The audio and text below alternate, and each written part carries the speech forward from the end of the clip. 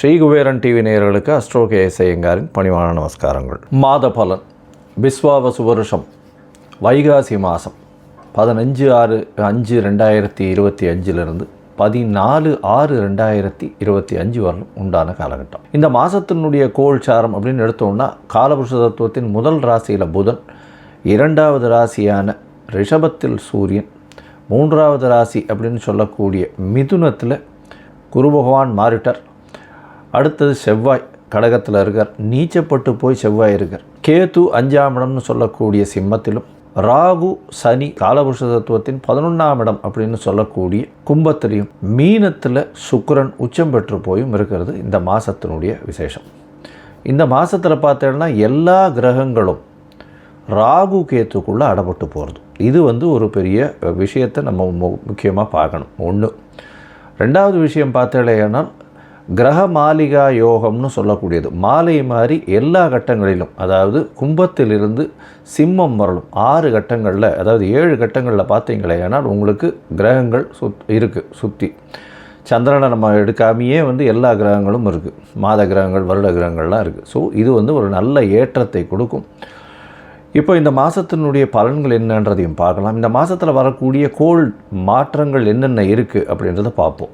இந்த மாதத்தில் பார்த்தேனால் புதன், அதாவது மாத கிரகத்தில் பார்த்தோம்னா புதன் அடுத்த நாளே 16ஆம் தேதியே 16/5/2025 அன்றைக்கே மேஷத்திலிருந்து ரிஷபத்துக்கு போயிடுறார். அதை தவிர இந்த மாத கடைசி அப்படின்னு சொல்லக்கூடியது 2/6/2025 middle of the Tamil month 2ஆம் தேதி 6ஆம் மாதத்தன்னைக்கு ரிஷபத்திலிருந்து மிதுனத்துக்கு போயிடுறார் புதன், ஆட்சி பெற்று போகிறார். சுக்கிரன் இந்த மாதத்தில் மாற்றம் இருக்குது. சுக்கிரன் ஒரு 15 தேதி, அதாவது 31/5/2025 அன்றைக்கி பார்த்தோன்னா சுக்கிரன் மீனத்தில் உச்சம் பெற்ற சுக்கிரன் மேஷத்துக்கு மாறுறார். செவ்வாய் நீச்சத்தில் இருக்கார். இந்த மாதத்தினுடைய கடைசியில், அதாவது கிட்டத்தட்ட 8/6/2025 ஒரு வாரம் முன்னாடி கடகத்திலிருந்து சிம்மத்துக்கு போகிறார், கேத்துவோடு சம்மந்தப்படுறார். இதுதான் இந்த மாதத்தினுடைய மாற்றங்கள். இந்த மாதத்தில் வரக்கூடிய விசேஷமான நாட்கள்னு பார்த்தோம்னா இந்த மாதத்தில் வைகாசி அமாவாசை நல்ல ஏற்றமான தினம், முன்னோர்களுக்கு திதி கொடுக்க வேண்டிய தினம், முன்னோர்களை பற்றி நினைக்க வேண்டிய தினம். வேறு எந்த ஒரு விஷயத்தையும் இந்த காலகட்டத்தில் எடுப்பது சரியல்ல. புதிய விஷயங்கள் ஏதாவது எடுக்கணும்னா இந்த காலகட்டம் சரி கிடையாது, அமாவாசை தாண்டி தான் எடுக்கணும். அடுத்தது பார்த்தோன்னா இந்த மாதத்தில், அதாவது 27/5 அன்றைக்கி அமாவாசை வருது. 28/5 அப்படின்னு பார்க்கும்பொழுது 2025 அக்னி நட்சத்திரம் நிவர்த்தி வருது. இந்த 26 நாட்கள் வெயிலின் தாக்கம் அதிகமாக இருக்கக்கூடிய காலகட்டம்னு சொல்லுவோம். இந்த காலகட்டத்தில் முகூர்த்தங்கள்லாம் வைக்கிறதில்ல, சுப முகூர்த்தங்கள்லாம் பொதுவாகவே வைக்கிறதில்ல. வாஸ்து நாள் வருது, வாஸ்து கண்விழிக்கும் நாள் அப்படின்னு சொல்லக்கூடியது இந்த காலகட்டத்தில் வருது. அது 4/6/2025 அன்றைக்கி வருது. 9:05 10:35 1 மணி நேரம் 30 நிமிஷம் 90 நிமிஷம். பொதுவாகவே வாஸ்து கண்விழிக்கும் வேளையில் பார்த்தாலேயானால் 5 விதமாக பிரிச்சுக்கிறோம். அதில் பார்த்தாலேயானால் வாஸ்து புருஷன் கண் விழித்து காலை கடன்கள் செய்ய முடிக்கும் நாள், அதற்கு பிறகு அவர் ஸ்நானம் பண்ணக்கூடிய டைம், அதுக்கப்புறம் குளிக்கிற டைம், அவர் போஜனம் பண்ணக்கூடிய டைம், அதுக்கப்புறம் தாம்பூலம் தரிக்கக்கூடிய நேரம். இது எல்லாமே 18 நிமிஷமாக பிரிச்சுடுறோம். இதில் கடைசியில் இந்த 10:35 மைனஸ் ஒரு 36 நிமிஷம் பார்த்தாலேனா 9:59 10:35 வரலாம் இருக்கக்கூடிய நேரத்தில் இந்த வாஸ்து, அதாவது தாம்பூலம் தரிக்கும் நேரமும் சாப்பிடும் நேரத்திலையும் இந்த வாஸ்து, ஏதாவது ஒரு புதிய வீடு கட்டணும், கன்ஸ்ட்ரக்ஷன் பண்ணணும், பெருசாக வாசக்கால் வைக்கணும், அதோட நிலம் பதிவு பண்ணணும், இந்த மாதிரியான விஷயங்கள் பண்ணீர்களேயானால் கண்டிப்பாக உங்களுக்கு ஏற்றத்தை கொடுக்கும். அந்த ப்ராஜெக்ட் ஆரம்பிக்கிற ப்ராஜெக்ட் நல்லபடியாக முடியக்கூடிய வாய்ப்புகள் உண்டு.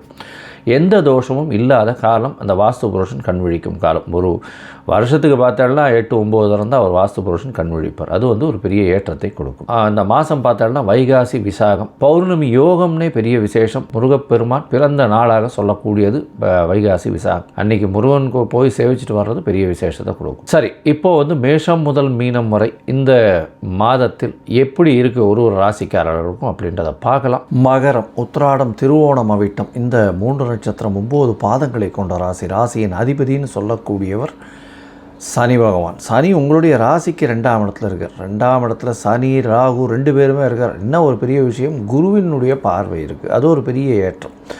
இந்த மாதத்தில் பார்த்தோம்னா உங்களுடைய ராசிக்கு அதாவது வேலை மாற்றங்கள் வரக்கூடிய வாய்ப்புகள் நிச்சயமாக இருக்கும். பண வரவிற்கு பஞ்சம் இருக்காது. ஏன்னா தனஸ்தானத்தை தனகாரகன் பார்க்குறார். நல்ல ஒரு ஏற்றம் இருக்கும். குடும்பத்தில் சிறு சிறு சச்சரவுகள் இருக்கக்கூடிய வாய்ப்புகள் உண்டு. ராசிக்கு 3ஆம் இடத்துல சுக்கிரன், அதாவது 5ஆம் அதிபதி 5க்கு 11 இருக்கிறதுனால நல்ல ஒரு ஏற்றம் கிடைக்கக்கூடிய காலகட்டமாக அமைய போகிறது. இந்த காலகட்டத்தில் பார்த்தேனால் 3ஆம் இடத்துல சுக்கிரன் இருக்கார் அப்படின்னும் பொழுது கண்டிப்பாக எடுத்த முயற்சிகள் எல்லாமே வெற்றி பெறக்கூடிய வாய்ப்புகள் உண்டு.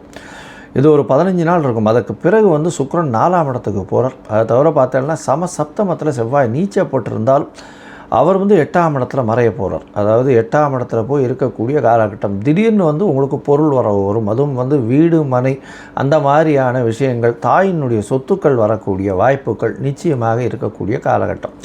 உங்களுடைய ராசிக்கு புதிய வீடு மனை வாங்கக்கூடிய பாக்கியம் இந்த மாதத்தில் உண்டு. பொதுவாகவே மாத பலன் அப்படின்னு சொல்லும் பொழுது சூரியன், செவ்வாய், புதன் மற்றும் சுக்கிரன் இந்த 4 கிரகங்களுடைய மாற்றங்களை வச்சு தான் சொல்லுவோம்.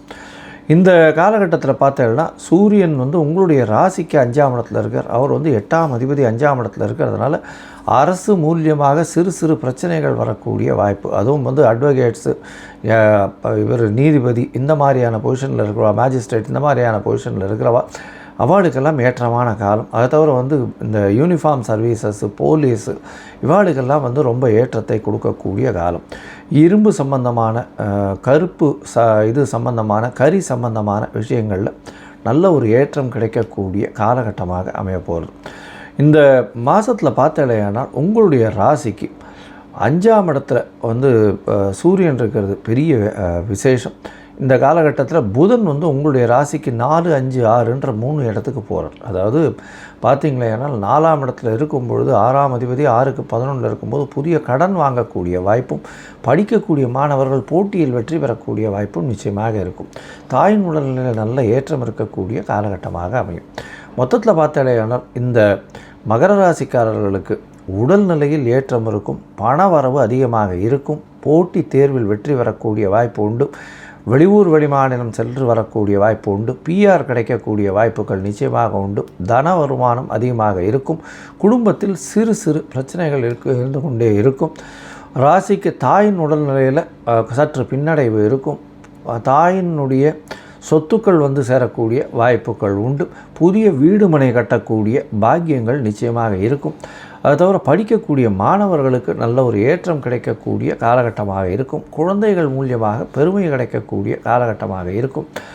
இந்த மாதத்தில் பார்த்தேன்னா உங்களுக்கு கண்டிப்பாக சந்திராஷ்டம காலம் அது 1/6/2025 3/6/2025 அது வரலும் சந்திராஷ்டம காலம் அமையிறது. அதாவது 4ஆம் தேதி கார்த்தால வரலும் அமையிறது.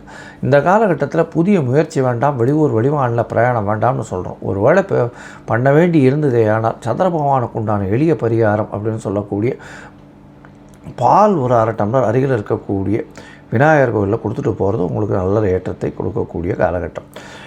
அது தவிர பார்த்தீங்கன்னா இந்த காலகட்டத்தில் நீங்கள் அருகில் இருக்கக்கூடிய சிவன் கோவிலில் காலபைரவரை போய் வணங்கிட்டு வாங்க. காலபைரவர் கண்டிப்பாக வணங்குறதின் மூலியமாக, அதாவது நார்த் ஈஸ்ட் சைடில் வடகிழக்கில் இருப்பார் அவர்.